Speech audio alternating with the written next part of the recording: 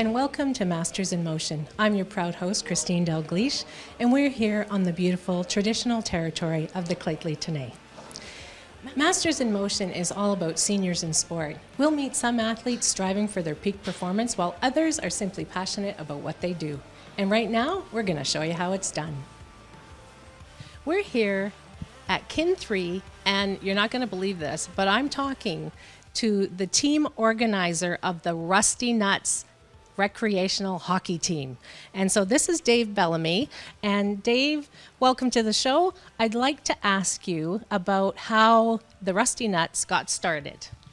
Well, it's a long story back in 1986. There was Don Delisle, Lauren Delisle, Frank Speed, and myself.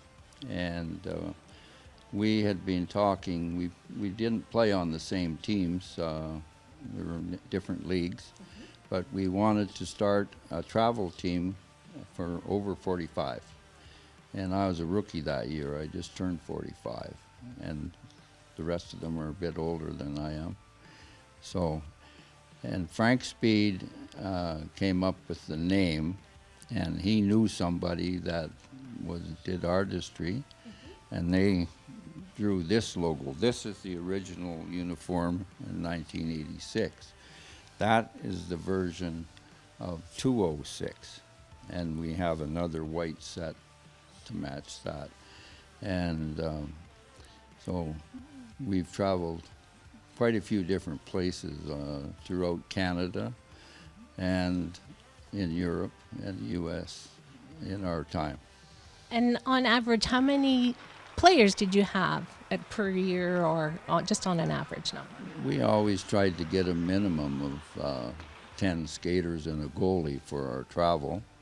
And in the early days, it was a little bit harder because there wasn't that many older fellas, and that's why it was important to try and get from all the leagues, and that's how the camaraderie came out of that too, because you didn't know each other well from hockey until we started the Rusty Nuts.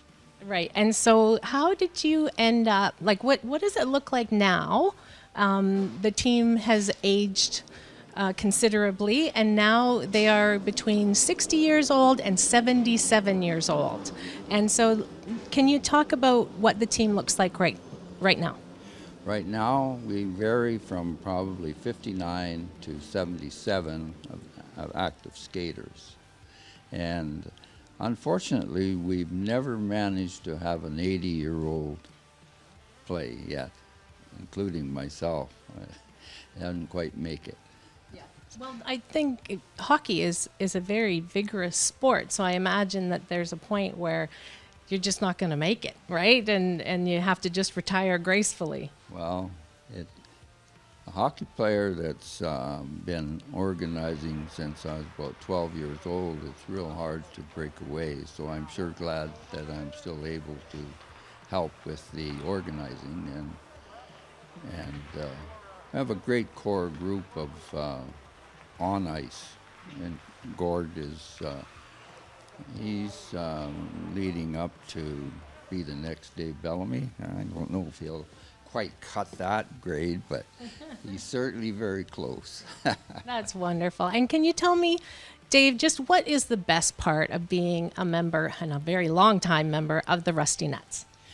Well, it's just a lot of camaraderie. We've done a lot more than just play hockey. A lot of our traveling has been for pleasure. We went to Australia and New Zealand with a stopover in Fiji. We were gone for a month. Things like that. We went to World Cups, Cara World Cups, and the old COHA that started back in 1975, and just done a lot of hockey. And one of the other trips that were really memorable is to Santa Rosa to the Charles Schultz Snoopy tournament. Oh. And for anybody who hasn't been there, they've got to go. I mean, there's no other like it. What was so special about that tournament? He has his own arena and his own large complex area where he worked from, and the rink itself was done for his daughter, who was a figure skater. So the boards are see-through. They're not, and so when I first started going there, they had their own special puck so that it wouldn't mark the plexiglass. Yeah, so it was just really special. Now it's they use regular, that he's gone and there's no figure skating daughter anymore. So, and I haven't been there now for about 8 years, so it's, but it's still going. And I hope you are still going to be going for a long time too. Oh, I'd love to. I hope to at least skate again anyway. So I just went through triple bypass for heart, so I'm recovering back from that, and it's been a slow process for me. Absolutely. Well, thank you so much for your time, Dave. We really enjoyed speaking with you. Thank you. So now I thought, instead of just talking to the team organizer, that we should talk to one of the guys who's right there on the ice in the action. And this is Gord Fluelling, one of the longtime members of the Rusty Nuts. So hello, Gord, and thank you for sharing your experience with us. And I just really want to know how you got started actually with hockey, and how you joined the Rusty Nuts. Born and raised in New Brunswick and St. John, and as a young fellow, hockey was part of our lifestyle. We'd be on the frozen pond and get up bright and early in the morning, freeze our feet to the point where when we came home at night, we'd be crying with our feet in the toilet trying to unthaw our feet. So anyway, it was way back in the St. John, New Brunswick times.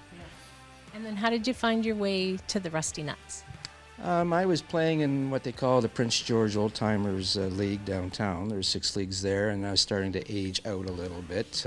I couldn't keep up with the guys. So anyway... and what age was that at? That was probably about 57, 58, because they're a younger crew, and I was reaching retirement, so I thought I would try. And there's a fellow named Al McKaig who was out here, and he introduced me to these fellows. And so they put you on a trial basis when you first come on out to see if you can cut the mustard, or do you have the right attitude. And if you're in with the right attitude, which really is, we come for the social, and every now and then a hockey game breaks out. And so long as we're all here for the right reasons to support each other, and then I got involved in about 2009. So that's how, and then I met this fellow here, and we became friends and have been so ever since. And you talk about the team spirit and how much that means to you to be part of that group. But there's also the physical activity and physical fitness side that I know is important as well. So can you talk a little bit about the physicality of it? Well, I think I was saying to you earlier, it's if you go online and you check, you probably should be doing about 150 minutes of vigorous exercise a week. When Dave started, we had Mondays and Fridays. Well, we moved it from Monday, Wednesdays, and Fridays now. So we're meeting the minimum requirement as far as that's concerned. Mm-hmm. And of course, then there's some 2 days that you should be doing some weight training as well. But so the physical part of it is here. But what a better way to do it than with a group of people who, during the winter months, we get out of our homes, we come on down here, we share some camaraderie, laughs, and like I said, every now and then a hockey game breaks out. That's perfect. And it's one of those things, I forgot to ask you what position you play. Sometimes you have to ask the other guys. They don't know either, but I'll say defense for now. Yeah. Okay, and so does that mean that everybody's kind of all over the place on the rink? We'll see in a minute for sure. Well, what you'll see when you look out there is we have jerseys that are, you can flip them. 1 minute they're white, and then you reverse them and they're red. And we'll pick different groups each time we come on out so that there's not one team versus the other. And we just look at the abilities and things like this. We try to make them equal and fair. And so, yeah, we just flip it around. And we all get dressed in the same dressing rooms. So there's no animosity. And 1 minute you're playing against each other. Next minute you're playing with each other. So it's all about fun. Yep, that sounds like a really good thing. And we also, Dave and I were able to, or sorry, Gord and I were able to speak earlier. And so you told me about looking in the mirror. And so could you share that with our viewers, please? Well, when I look in the mirror, I see the gray hair, the balding, and you know, the aging is happening. I can't get away from it. The mirror doesn't lie. But the way I kind of put it is, when you look in the rearview mirror of your car driving down the road, you see old age trying to catch up.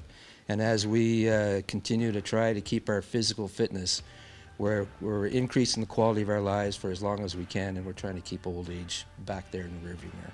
Absolutely. And it can chase us all day long, can't it? So long as it's chasing us, that's fine. Yeah. Absolutely. Well, thank you so much, Gord. We really appreciate your time. Thank you. I hope you enjoyed this episode of Masters in Motion. When I watch all those athletes, they certainly inspire me, and I hope they do the same for you. We'll see you next time.